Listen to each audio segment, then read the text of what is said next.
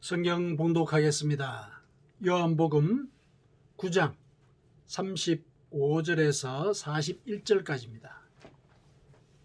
요한복음 9장 35절에서 41절까지 같이 봉독하겠습니다.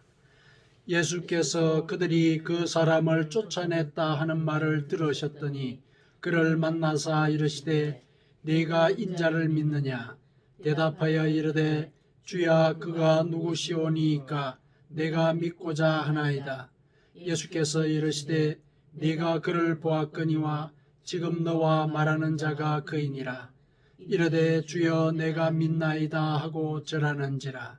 예수께서 이르시되 내가 심판하러 이 세상에 왔으니 보지 못하는 자들은 보게 하고 보는 자들은 맹인이 되게 하려 함이라 하시니 바리새인 중에 예수와 함께 있던 자들이 이 말씀을 듣고 이르되 우리도 맹인인가? 예수께서 이르시되 너희가 맹인이 되었더라면 죄가 없으려니와 본다고 하니 너희 죄가 그대로 있느니라.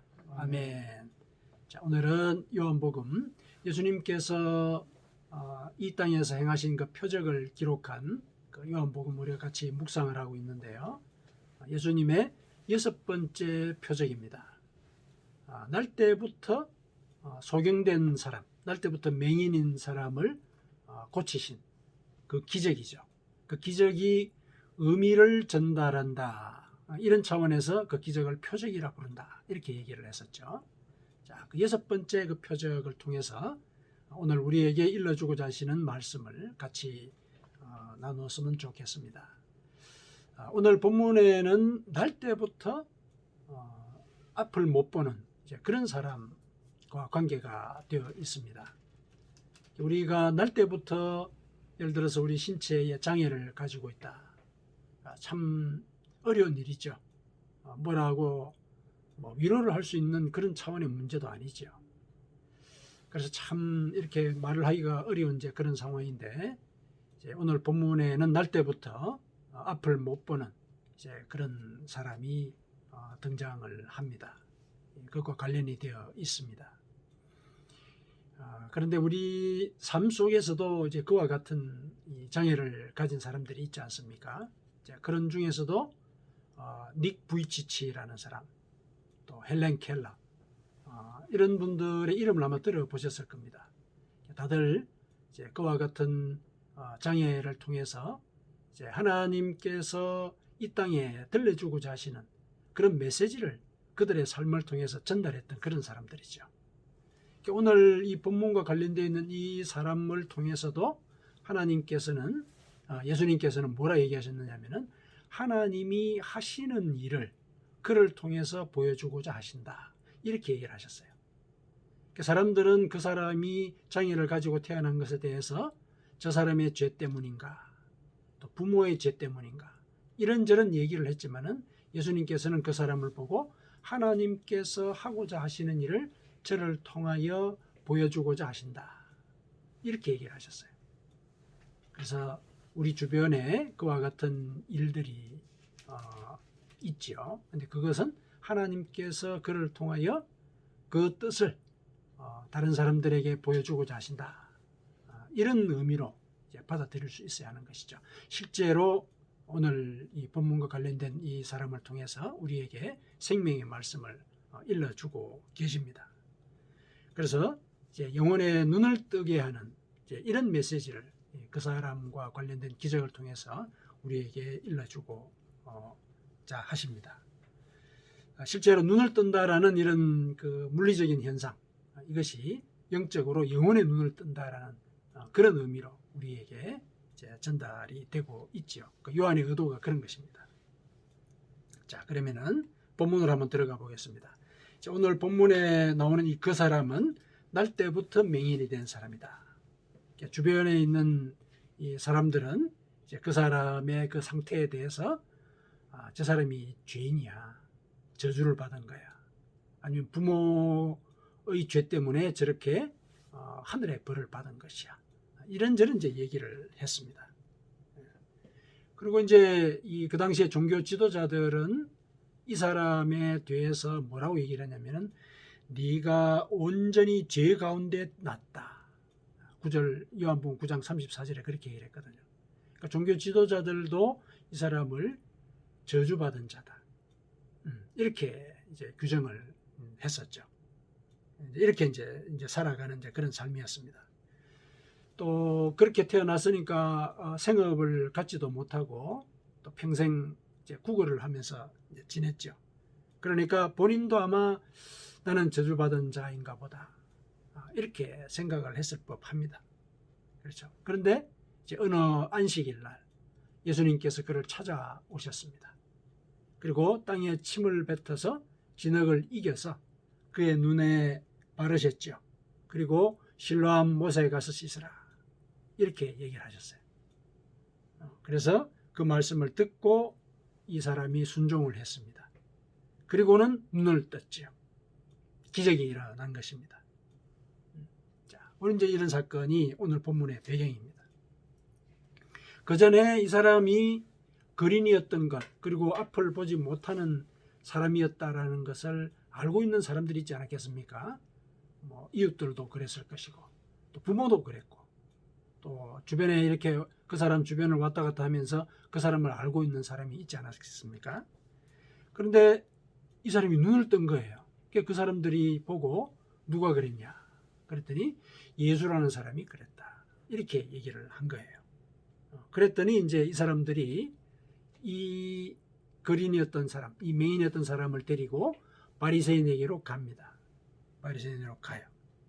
왜 바리새인으로 가느냐면은 그 당시에 예수라는 사람을 메시아다, 구세주다 이렇게 인정하는 사람, 그 사람은 이 유대교 회당에서 출교하겠다 이런 명령을 그 당시 종교 지도자들이 내렸거든요. 그러니까 이 맹인을 알던 그 사람들이 이 사람을 바리새인에게 데리고 간 거는 사실은 고발한 거예요. 눈을 뜨게 한 사람이 예수다. 눈을 뜨게 한 게 예수다고 해서 그게 왜 문제가 되느냐? 그러니까 눈을 뜨게 한 이 사건은 예언서에 기록이 되어 있기를 메시아가 이 땅에 올 때 일어나는 첫 번째 사건이에요. 메시아가 올 그때에 앞을 보지 못하는 자가 눈을 뜨게 될 것이다. 하나의 이 증거거든요. 듣지 못하던 자가 듣게 될 것이다. 메시아가 왔다는 것의 표징이에요.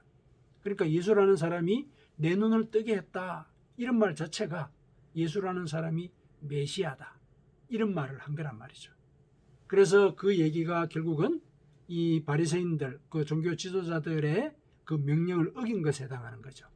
그래서 그 사람들이 이 맹인을 데리고 바리새인들에게 간 거예요. 고발한 거예요. 이 사람이 그랬다 이게, 응? 메시아라고 그 예수라는 사람을 인정했다. 이 고발을 한 겁니다. 고발을 해가지고 결국은 이제 출교를 당했어요. 우리 본문에 보니까 내쫓았다 그랬잖아요. 그 사람을 내쫓았다. 출교를 한 거예요. 유대교를 믿는 유대인들이 회당에서 쫓겨났다는 것은 그 사회로부터 절연당하는 거예요. 그 정도로 이제 폐쇄적인 그 종교적인 시스템을 갖고 있었는데 사회적으로도 이제 결국은 이렇게 쫓겨나가는 이제 그런 상황이 된 것이죠. 그래서 예수님께서 그 소문을 들으셨죠. 그 사람이 출교당했다. 이 얘기를 들으시고 이제 그 사람을 찾아가신 것이죠.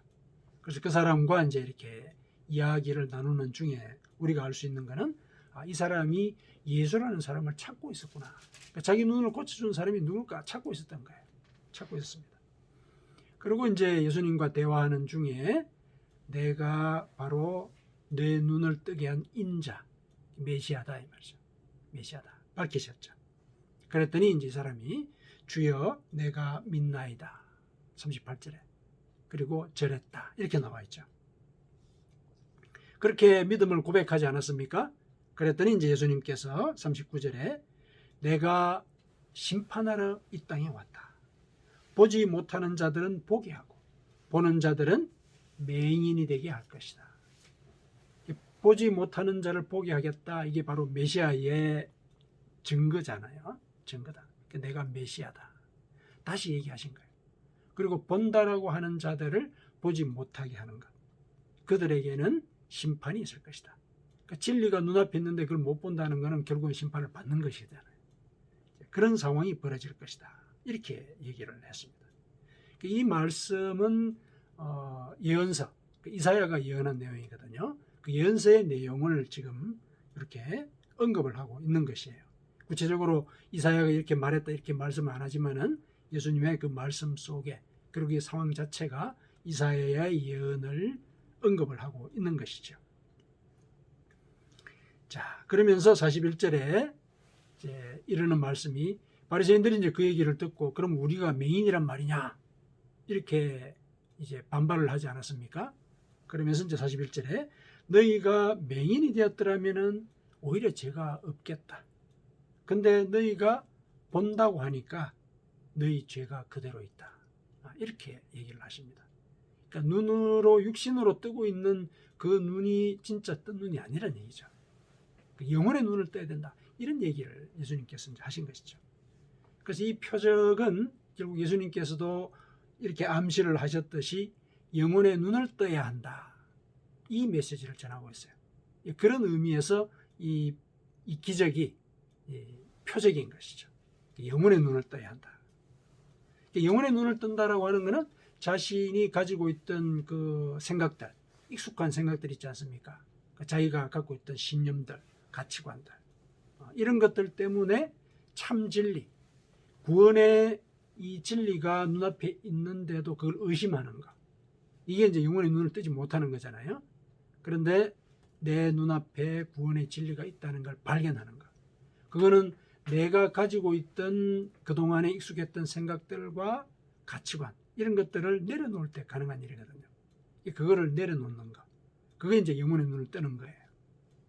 이제 그거를 우리가 해야 된다라고 이제 얘기를 하고 계시는 것이죠. 우리가 실은 익숙한 그런 생각들, 그런 것들에 좌지우지되죠. 일반적으로 우리는 내가 살아왔던 방식대로 생각하고 사는 경우가 많지 않습니까? 그게 우리 보통의 사람들이 살아가는 방식이거든요. 그래서 눈앞에 참 진리가 나왔을 때 잘 몰라요. 그게 인간의 조건이거든요. 그게 결국 이 사람이 날 때부터 보지 못했다라는 사실에 암시가 되어 있어요. 그게 우리 인간의 조건이라는 거예요. 날 때부터 우리는 참 진리를 모르는 그런 존재다. 죄 때문에 그런 것이죠.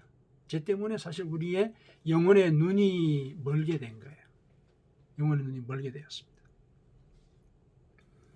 그래서 우리는 이 진리를 깨닫지를 못하는데 우리가 이런 조건인 걸 예수님이 아시죠. 그래서 예수님께서 직접 이 맹인을 고치신 이 표적의 의미를 설명을 해주셨어요. 이 의미가 뭐냐면은, 그러니까 내가 이런 기적을 행했는데 이 기적을 행한 것의 의미가 뭐냐? 그러면서 이제 설명을 쭉 하신 게 요한복음 10장에 나와요. 요한복음 10장에 보면은 예수님께서 길게 말씀하시는 내용이 나오거든요. 길게 말씀하시는 내용은 이제 우리를 이 표적과 관련된 게 두 가지의 내용입니다. 뭐냐면은 예수님이 바로 양의 문이다. 그리고 선한 목자다. 내가 양의 문이고 선한 목자와 같은 메시아라는 사실, 그걸 깨달아야 된다. 그게 바로 영혼의 눈을 뜨는 것이다. 이렇게 얘기를 하시는 거예요. 그래서 10장에 나와 있는 그 내용은 우리가 오늘 본문에 읽은 이 9장의 이 표적에 대한 예수님의 직접적인 설명이라고 생각을 하시면 됩니다. 자, 그러면은 양의 문과 같은 메시아가 너희에게 임할 것이다 라고 했는데, 양의 문과 같은 메시아는 어떤 메시아냐? 10장에 보면 설명이 쭉 나오죠.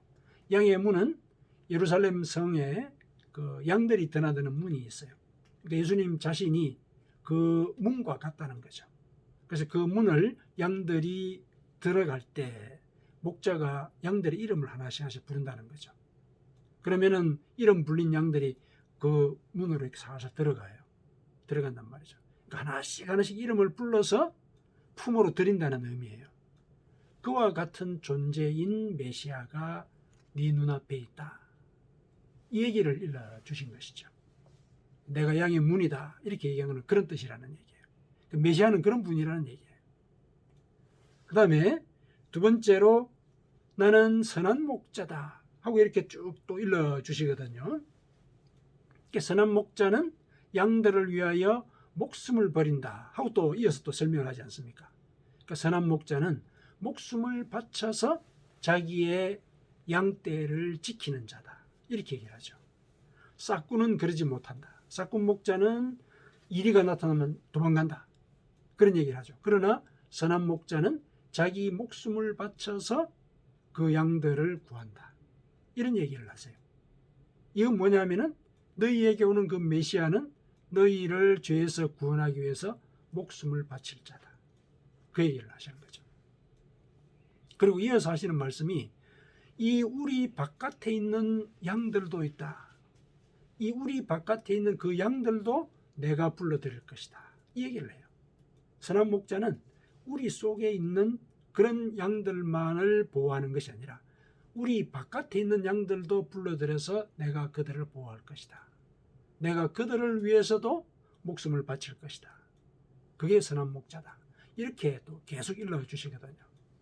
그게 뭐냐면은 메시아가 그런 분이라는 거예요. 그렇게 이제 일러주신 겁니다. 그게 10장에 나오는 설명인데, 요는 메시아가 이런 존재라는 사실을 알아라, 깨달아라. 그게 바로 영혼의 눈을 뜨는 것이다. 이렇게 얘기하는 거예요. 그 당시 사람들은 메시아가 오면은 다윗 왕국이 재현될 것이다. 그런 생각만 하고 있지 않습니까? 그게 아니라 메시아는 너희의 영혼을 구원하기 위해서 너희를 일일이 이름을 불러서 구원하고자 하시는 그런 분이시다. 그리고 너희를 진정으로 구원하기 위해서 목숨을 바치는 그런 존재이시다. 그 사실을 일러주시는 거거든요. 그런 사실을 깨닫는 것, 그게 바로 영혼의 눈을 뜨는 것이다. 이걸 얘기하고 계시는 거죠. 예수님 직접 일러주셨어요. 그 앞에 있는 그런 이 표적이 그냥 넘어간다면 단순한 기적으로 우리가 생각을 하고, 아, 예수님이 큰일을 하셨네, 그렇게 얘기를 하지만은 이건 표적이라고 그랬잖아요. 그죠? 이 표적의 의미가 메시아가 어떤 분이신지를 보여주는 그런 것이라는 거예요. 그렇게 해서 예수님께서 직접 일러주셨습니다.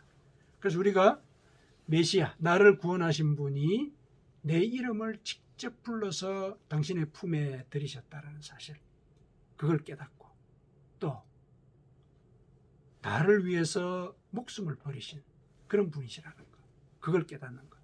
그러면은 나의 영혼의 눈이 떠진 거예요. 왜냐? 메시아를 발견한 것이니까. 그게 나의 구원의 길을 보장하는 그런 깨달음이라는 것이죠. 자, 이게 이제 의미란 말이죠. 이 표적의 의미입니다. 메시아가 어떤 분이시다, 나를 구원하신 분이 어떤 분이시다, 이걸 우리가 깨달았단 말이죠. 자, 그러면은 이 영혼의 눈을 뜨는 것, 눈을 뜨라고 했을 때 그냥 우리가 그냥 이렇게 뭐 의도한다고, 우리가 뜻한다고 뜰 수 있는 건 아니잖아요. 그죠?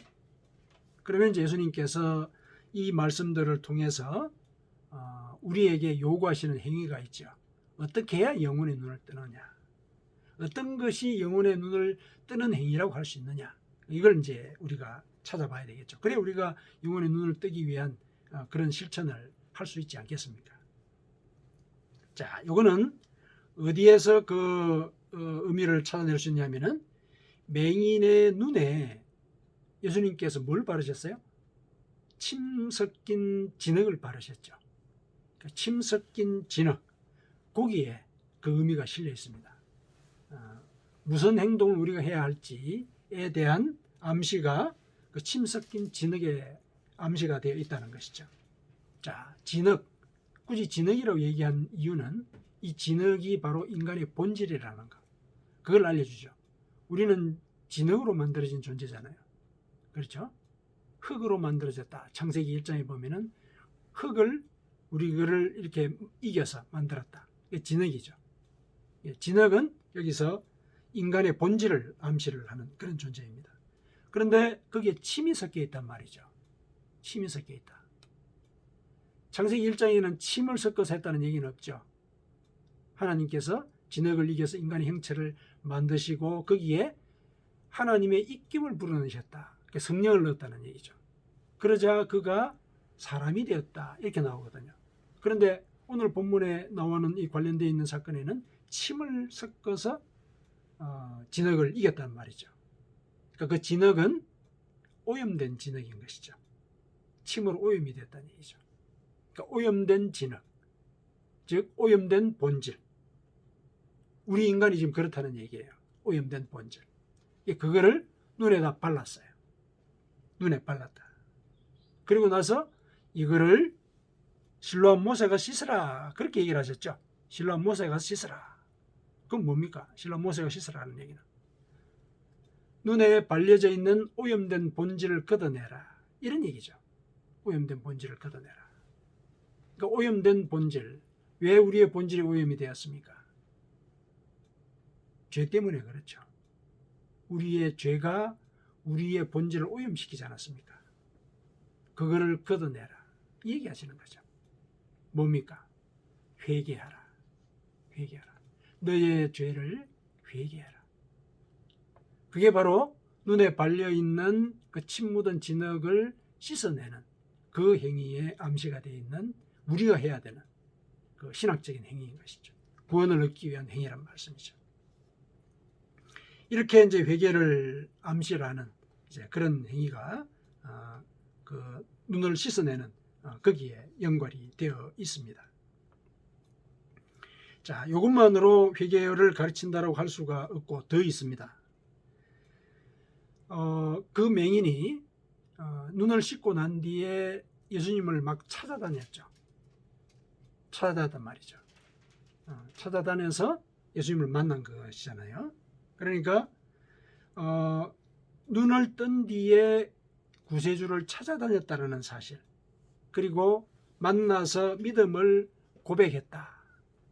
이 상황을 볼 때 그 상황 자체가 영혼의 눈을 뜨는 것이 회개와 관련되어 있다는 사실을 또다시 암시를 해주죠. 왜냐하면 그 사람의 삶의 조건이 완전히 변하지 않았습니까? 그전에는 물론 물리적으로 아무것도 안 보이다가 보여지게 된 것, 그런 상황인데 이제는 영적으로 그전에 구세주가 누구인지 몰랐는데 구세주를 보았다. 네가 나를 보았으니 그렇게 얘기하지 않습니까? 구세주를 만났단 말이죠. 이게 바로 회개를 통해서 이루어지는 일이지 않습니까? 그렇게 암시가 되고 있죠. 또 바리새인들이 한 말씀 속에도 이 눈뜬 행위가 죄와 이 회개와 관련되어 있다는 걸 또 암시를 하죠. 너희가 본다고 하니 너희 죄가 그대로 있다. 이게 뭡니까? 너희들은 육신의 눈은 떴는데 영혼의 눈은 감은 자들이야. 영혼의 눈을 감고 있다는 것은 회개하지 않았다는 얘기죠. 회개하지 않았으니까 죄가 그대로 있다. 이렇게 얘기하시는 거거든요. 그래서 이 맹인의 눈을 뜨게 한 이 표적 속에서 우리가 신앙적으로 해야 될 일을 우리가 추론을 해낸다면 그건 회개라는 거예요. 회개. 회개할 때 우리가 영혼의 눈을 뜨고 구원의 자리에 서서 하나님을 만나는 그런 삶을 살 수 있게 된다. 이렇게 얘기를 우리가 이 본문을 통해서 할 수가 있겠습니다. 그런데 이런 설명에도 불구하고 이제 종교 지도자들은 여전히 예수님을 메시아로 인정하지 않죠. 예수님의 그 표적은 우리가 좀 전에 말씀을 드렸듯이 이사야 예언서에 보면은 그대로 이 기록이 되어 있는 내용이에요. 메시아가 이 땅에 오면은 그때에 맹인의 눈이 밝을 것이며 이렇게 나와요. 이사야서 35장 5절에서 6절까지 나와요. 그때에 맹인의 눈이 밝을 것이며 못 듣는 사람의 귀가 열릴 것이며 그때에 저는 자는 사슴같이 뛸 것이며 말 못하는 자의 혀는 노래할 것이다. 이 일이 벌어진다고 얘기를 했어요. 예언서. 그러면 종교 지도자들은 성경에 누구보다도 능통한 자들이기 때문에 이 사건은 메시아가 도래했다는 사실을 알려주는 것이다. 안단 말이죠. 그런데 이 사람들은 예수님을 메시아로 인정하고 싶어 하지 않습니다. 인정하고 싶어 하지 않아요. 이 맹인조차도 맹인조차도 그 사실을 얘기를 해요. 9장 30절에 오늘 본문 그 앞쪽에 9장 30절에 이상하다. 이 사람이 내 눈을 뜨게 하였으되 당신들은 그가 어디서 왔는지 알지 못하는도다. 이렇게 얘기를 해요. 이 맹인도 알고 있는 거예요.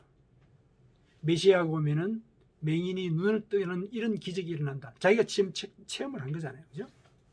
자기도 이사야서 그 예언서에 하는 그 말을 자기도 들어서 알고 있는데 도대체 이 종교 지도자로 하는 사람들, 이 사람들은 왜 이걸 갖다가 모르냐?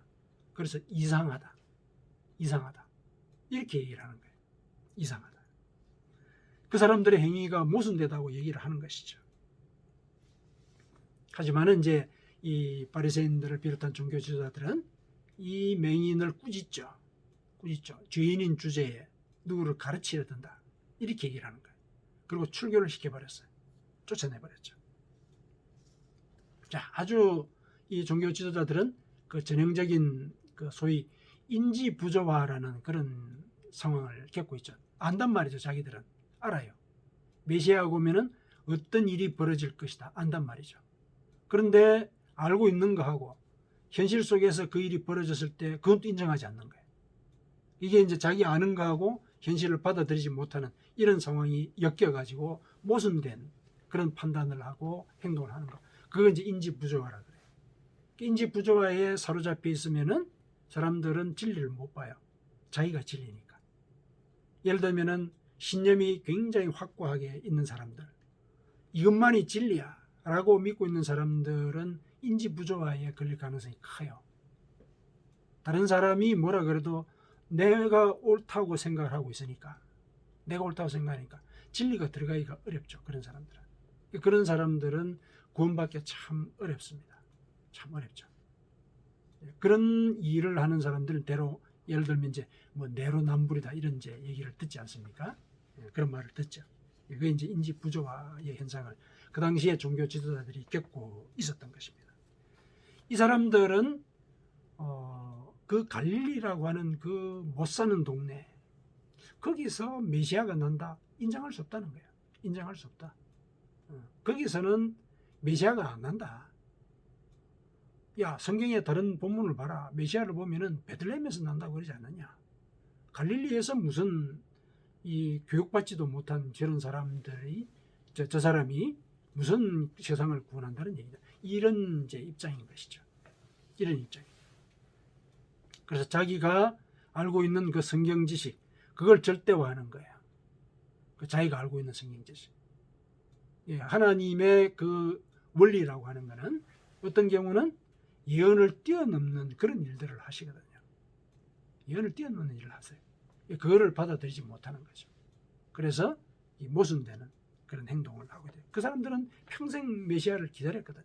근데 메시아가 눈앞에 오셨는데도 인정을 하지 않는 거예요. 메시아는 죽어서는 안 된다. 그 성경에도 이제 그렇게 자기를 구원할 자니까 죽어서는 안 된다. 이렇게 해석을 하는 것이죠. 자기가 옳다고 생각하는 방식으로만 성경을 해석한다는 거죠. 그래가지고 심지어는 메시아라고 하는 저 사람은 귀신 들렸다. 귀신의 힘을 빌어서 소경의 눈을 뜨게 했다. 이렇게까지 막 비난을 했죠. 그게 이제 이 사람들의 반응이었습니다. 그래서 이제 그들을 두고서 예수님께서 너희들은 영적인 맹인들이다. 눈은 떴는데 본다고는 하는데 너희에게 영혼 속에는 죄가 그대로 있구나. 이 얘기를 하시는 거죠. 우리도 사실은 이 바리새인들과 사실은 같지가 않죠. 다르지가 않죠. 다르지가 않습니다. 사실은 하나님께서 우리를 구원하고자 하는 그 은혜를 우리에게 베풀지 않으셨다면 바리새인과 같이 아마 예수님을 향해서 똑같은 비난을 했을 가능성이 있습니다. 우리 눈을 가리고 있는 그 익숙한 사고 혹은 습관의 눈꺼풀, 이게 벗겨져야 되죠. 벗겨져야 됩니다. 내가 그걸 갖다 벗을 수가 없어요. 사실은 그게 하나님의 은혜로 벗겨지게 되는 거거든요. 그런 상황들을 구체적으로 알려주는 게 사울과 관련되어 있는 사건이 있지 않습니까? 예수님을 믿는 사람들을 잡아서 율법 법정에 세우려고 했던 그 사울, 나중에 이제 바울로서 활동을 하지 않습니까? 그 사울이 예수라는 자를 믿는 자들을 잡으러 다메섹으로 가는 그 길가에서 하늘로부터 강한 빛의 임재를 받죠. 그래서 눈이 멀죠. 눈이 멀게 됩니다. 그렇게 막 날뛰던 사람이 눈이 멀게 되었으니까 얼마나 황망하겠어요. 그 상태가 사흘간 지속되었습니다. 그런데 하나님께서 그에게 아나니아라고 하는 선지자를 보냈죠.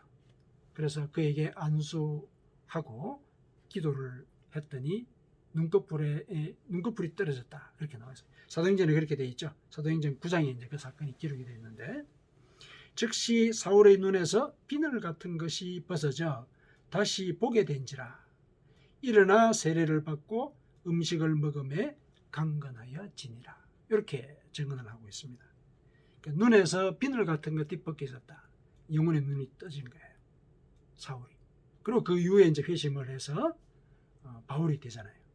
그러니까 눈에서 거풀 같은 것들이, 이 비늘 같은 것들이 떨어졌기 때문에 세례를 받은 거잖아요.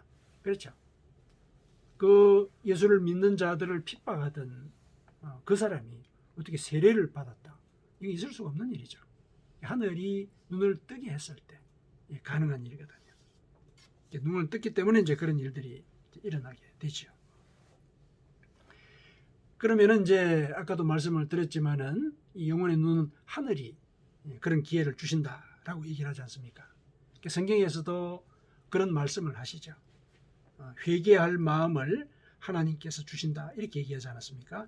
디모데후서 2장 25절에서 26절을 보면은 혹 하나님이 그들에게 회개함을 주사 진리를 알게 하실까 한다. 하나님이 회개하는 마음을 주신단 말이죠. 그래서 진리를 알 수 있는 기회를 주신다는 거죠. 그런데 그 기회를 받느냐 받지 않느냐, 그 우리 선택에 달려 있는 것이죠. 우리가 그 기회를 받아서 마음속에 회개해야 된다는 그런 목소리가 들렸을 때, 회개하는 자는 눈을 뜨게 되고 회개하지 못하는 자는, 그 마음속의 목소리를 듣지 못하고 따르지 못하는 자는 결국 영적인 맹인으로서 살아가게 될 수밖에 없다는 것. 하나님은 이제 우리에게 이렇게 그 기회까지 주시는 것이죠. 사실 이 소경도 예수님께서 자기를 고치려고 하는 그 작업을 하실 때 반발할 수 있을 가능성이 있었어요. 앞은 못 보지만 귀는 들리잖아요. 그죠? 귀는 들린단 말이죠. 침 뱉는 소리 누가 모르겠어요. 그렇잖아요. 그죠? 그 옆에서 또 사람들이 수근수근 하는 소리도 들리지 않겠습니까? 침을 뱉어가지고 저 더러운 걸 이렇게 막 침을 이렇게 흙에다 이겨가지고 저걸 바르네, 이런 소리가 아마 들렸을 거란 말이죠. 그러면은 그 순간에 이 사람이 막 화를 내거나, 그렇죠? 아니면 들고 있던 지팡이를 갖고 막 휘두르거나 그러지 않았어요. 그럴 수도 있었단 말이죠. 아니, 내가 앞을 못 본다고 나를 이렇게 모욕해도 되느냐, 이럴 수도 있었거든요. 그런데 이 사람은 순종했습니다. 묵묵히 순종했어요. 그래서 실로암 모세가 씻으라, 그 말씀을 듣고 그대로 모세 가서 씻었어요. 자, 이 사람이 순종을 했다라는 거, 참 하나님께서 도우지 않으셨으면 어려운 일이죠. 분명히 반발할 수 있는 여지가 있단 말이죠. 늘 이렇게 사람들의 동정을 받고 손가락질을 받고 이렇게 지내다 보면 사람이 왜곡이 되잖아요. 그죠? 조그마한 어떤 은사에 대해서도 오해를 하는 그런 일들이 많이 벌어지게 되는데, 이 사람은 순종을 했습니다. 순종할 수 있는 마음, 이걸 갖다 그 사람에게 주신 것이죠, 하늘에서. 그리고 또 한편에서 보면은 실로암 모세가 씻으라는 그 말씀대로 할 수밖에 없어요. 왜냐하면은 눈에 사실은 오물이 묻은 거잖아요. 그렇잖아요. 그죠? 오물이 묻은 거거든요. 그럼 가서 씻어야 된단 말이죠. 그러니까 하나님께서는 회개하고자 하는 그런 마음을 줬을 때 그걸 받아들이고자 하는 그런 의중을 가진 사람에게는 회개하게 하시는 거예요. 회개하게 하시는 거예요. 우리를 구원하고자 하시는 그 뜻이 그렇게 정교하게 작용이 되는 거예요. 눈에 뭐가 묻어 있는데 그걸 씻으러 가야죠. 그렇지 않습니까? 그러니까 회개할 마음이 들 때 그걸 받아들이는 자는 회개하게 하신다는 거예요. 하나님께서 회개하게 하신다. 내가 그 마음을 받아들이는 게 중요한 것이죠. 그리고 또 한 가지 더 있습니다. 이 사람이 눈을 씻으러 간 그 순간이 그때가 안식일이잖아요. 안식일이거든요. 그러니까 안식일은 이 종교 지도자들의 그 전통에 따르면은 일을 하면 안 돼요. 이때 일이라고 하는 거는 어디로 이동하는 것도 안 돼요. 이동 거리도 굉장히 제한이 되어 있습니다. 그 실로암 못이라고 하는 거는 성 밖을 나가야 돼요. 사실은 여행을 하는 것과 같은 그런 입장이죠. 일이거든요. 종교 지도자들 입장에서 보면 그러면 안 돼요. 안 되죠. 그리고 가서 막 씻었단 말이죠. 이것도 일이에요. 그 당시 종교 지도자들의 율례에 따르면 안식일을 어긴 거잖아요. 그렇죠. 당장 그 종교 지도자들의 눈에 띄었단 말이죠. 그렇겠죠. 종교 지도자들 눈에 띄었단 말이죠. 그래서 종교 지도자들이 사실은 그에게 힐문을 한 게 안식일을 어긴 사람이 네 눈을 고쳤다는데, 아니 율법도 모르는 사람이 고쳤다는데 그 사람이 메시아냐, 이렇게 이제 반박을 한 거거든요. 근데 사실은 예수님께서 그 사람을 고치신 거를 안식일 말고도 할 수 있었어요. 그렇잖아요. 늘 이렇게 다니시는 예수님께서 굳이 안식일을 선택을 해가지고 종교 지도자들의 심기를 불편하게 할 그런 이유는 없잖아요. 언제 어디서든지 말씀만 하시면 고치게 하시는 그런 능력을 갖고 계시는 분인데, 그런데 굳이 안식일날 그 일을 하셨어요. 이건 뭐냐?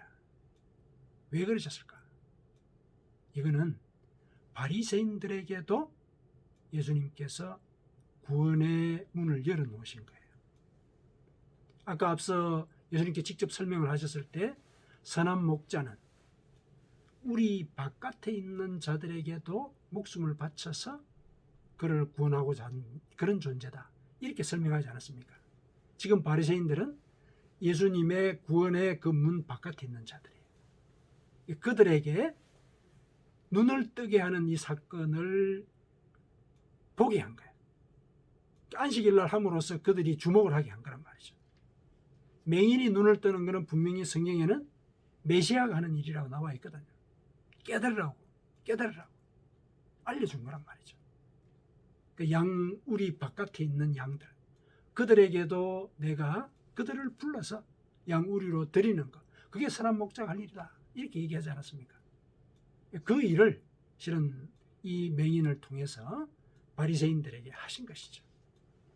이렇게 예수님께서는 인간을 누구를 사실은 차별하지 않고 구원의 문을 열어놓으시고 실제로 구원하기 위해서 얘기를 하시고 또 일러주시고 일을 만들어 가시죠. 그 구원의 이 제일 핵심되는 그 행위가 회개라는 것, 이거를 모두에게, 우리에게도 다 알려주고 계십니다. 이 표적을 통해서. 그러나 안타깝게도 이 사람들은 여기에 눈을 뜨지 못했죠. 종교지도자들은 회개하지 않으면 구원받지 못합니다. 네가 본다고 하니까 너의 영혼 속에 죄는 그대로 있구나, 이런 판결만 받게 되죠. 사랑하는 성도 여러분, 회개하는 자가 영혼의 눈을 뜬 자입니다. 회개는 하나님께서 회개할 마음을 주신다고 그러셨거든요. 그 마음에 순종하면 우리는 영혼의 눈을 뜨게 됩니다. 그래서 마귀의 올무에서 벗어나서 하나님께 사로잡힌 자가 됩니다. 그러면 그 뜻을 따를 수밖에 없게 되죠. 디모데후서 2장 25절 6절 거기에 바울이 그렇게 얘기를 하고 있습니다. 하나님은 이처럼 우리의 영혼의 눈을 뜨게 하기 위해서 양의 문이 되시고 선한 목자가 되시는 그런 분이십니다.